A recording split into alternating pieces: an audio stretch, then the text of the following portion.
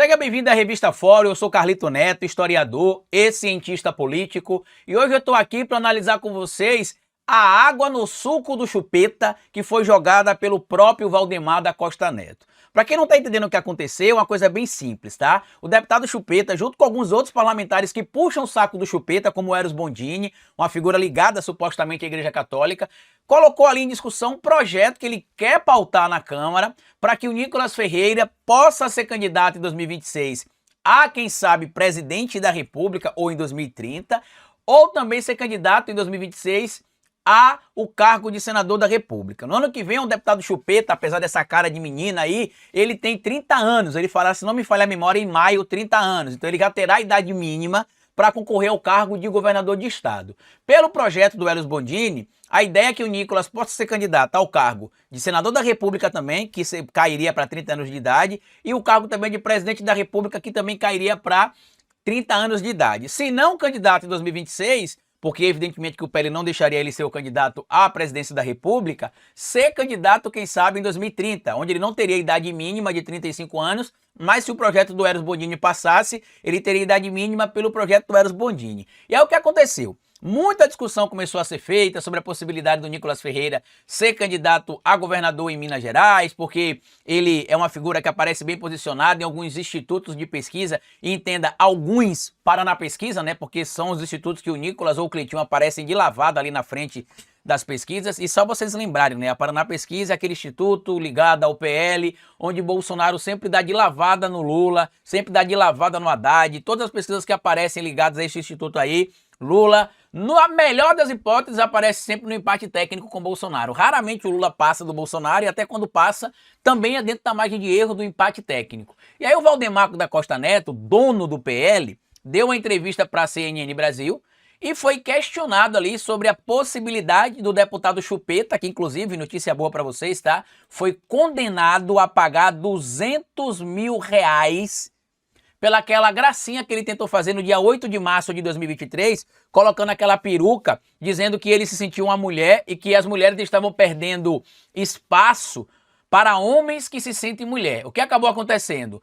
O TJDFT, que é o Tribunal de Justiça do Distrito Federal e dos Territórios, condenou o deputado Chupeta a pagar R$200 mil por dano moral coletivo neste episódio, por dizer que se sentiu uma mulher trans. E lembrem, desde 2019, o crime de transfobia, homofobia é equiparado ao crime de racismo, já que nós não temos neste momento uma legislação específica para punir tais crimes, os crimes de transfobia e homofobia. Então o STF equiparou o crime de transfobia e homofobia ao crime de racismo para poder ser aplicadas as mesmas punibilidades estabelecidas na lei de racismo. E aí, ao ser indagado lá, voltando para a questão do Chupetinha ser candidato em 2026, ao ser questionado sobre a possibilidade dele ser candidato ao governo de Minas Gerais, o Valdemar foi bem claro na resposta.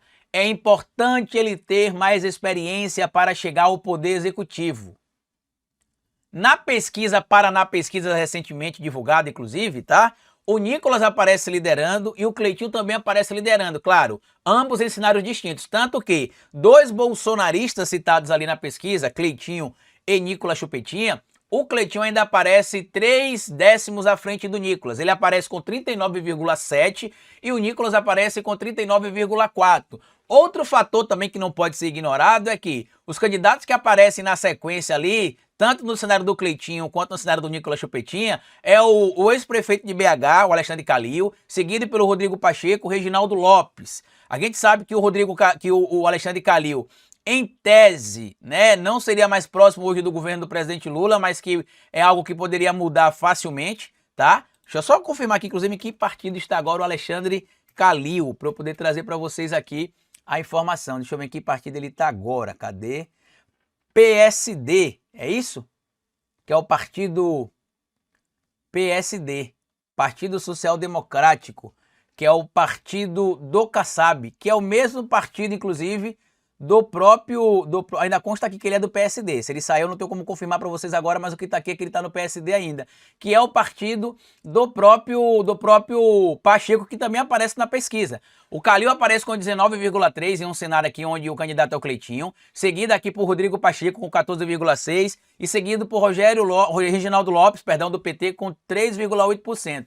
Se você somar inclusive aqui os votos do Calil, do Pacheco e do Reginaldo Lopes, ultrapassa-se os votos do Cleitinho no segundo turno.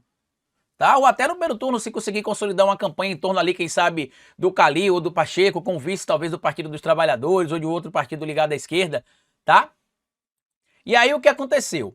O Chupetinha, que tá tendo ali o seu saco puxado neste momento pelo Eros Bondini, está causando algumas situações constrangedoras dentro do próprio PL. Se vocês observarem, desde a eleição de 2024, onde inclusive o pastor Silas Malafaia sentou-lhe o sarrafo no deputado Chupetinha porque ele apoiou o Pablo Marçal, dizendo inclusive que o Pablo Marçal poderia ser uma esperança e que o Ricardo Nunes seria ali um copo de veneno e que quem apoiava o Nunes era criminoso ou bandido ou apoiava coisas erradas. Isso gerou revolta na base bolsonarista mais radicalizada, gerou revolta inclusive entre os bajuladores do Bolsonaro que exploram a fé alheia dizendo que representam a palavra de Deus neste plano, como o próprio Silas Malafaia e outras figuras.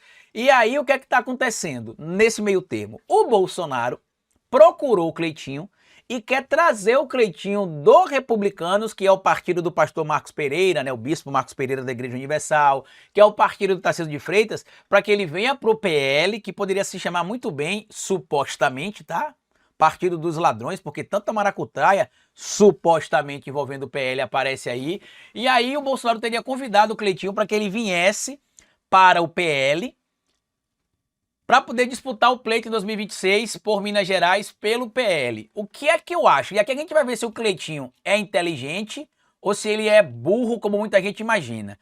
Pro Cleitinho, não seria interessante ir pro PL. Por quê? No PL, ele dependeria das vontades do Bolsonaro, das vontades do Valdemar, das vontades dos filhos do Bolsonaro e das vontades também da bancada bolsonarista mais radicalizada dentro do partido. Algo que ele tem meio que tentado botar o pé fora às vezes, tanto que algumas pautas que os radicais bolsonaristas, e ele é um desses também, né, mas que daqueles mais radicalizados, dizem que são contra ou que querem votar de uma maneira distinta e que ele alega que o povo vai perder, aí ele vota favorável ao povo, segundo ele, porque ele quer, evidentemente, estar com o nome ali apto a disputar a eleição de 2026, já que como ele é senador da República eleito em 2022, ele tem ali a estabilidade do cargo até o pleito de 2030, né? Então, ele só vai precisar concorrer de novo ao cargo de senador da República em 2030. Então, ele pode ser candidato, por exemplo, a governador de Minas agora em 2026, ele pode ser candidato a prefeito de BH em 2028, se ele não for eleito governador de Minas Gerais, por exemplo. E aí, como eu disse, a gente vai saber se o Cleitinho é inteligente ou não nessa ida dele ou não para o PL. Por quê? Se ele ficar no Republicanos, como o Tarcísio está fazendo, ele não vai depender dos interesses do Bolsonaro meramente para poder fazer as coisas que ele quer. Dentro do Republicanos, ele será o Tarcísio de Minas Gerais. Então ele dialogará direto com o Marcos Pereira, né, o bispo. Ele conseguirá destaque interno no partido de forma muito maior que conseguiria no PL, por exemplo. E como a gente citou lá no canal Historiador, se você não viu ainda, o PL, meus amigos, perdeu até aqui aproximadamente 8 deputados e pode perder mais 5. Por quê? Porque perdeu 8 que migraram de partido, né? Alguns foram para o MDB, outros foram para o PSB, outros foram para o Novo, outros foram para o Podemos, né? Outros foram para o PP, tá?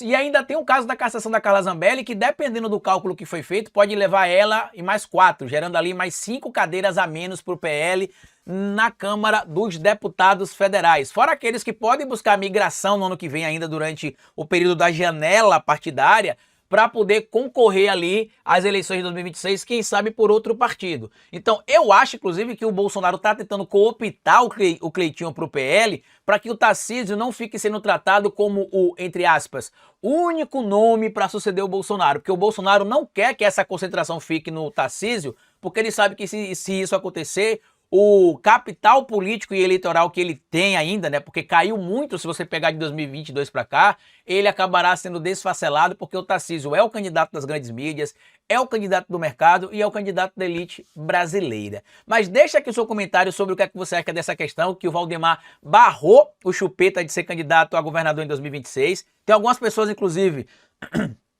cogitando a possibilidade de o Chupetinha migrar de partido para ser candidato a governador. Eu não acredito nessa possibilidade, porque o Chupetinha vai querer continuar a ficar no poder. Ele só seria candidato por outro partido, que não o PL, se ele tivesse apoio de bolsonaristas ou do próprio Bolsonaro.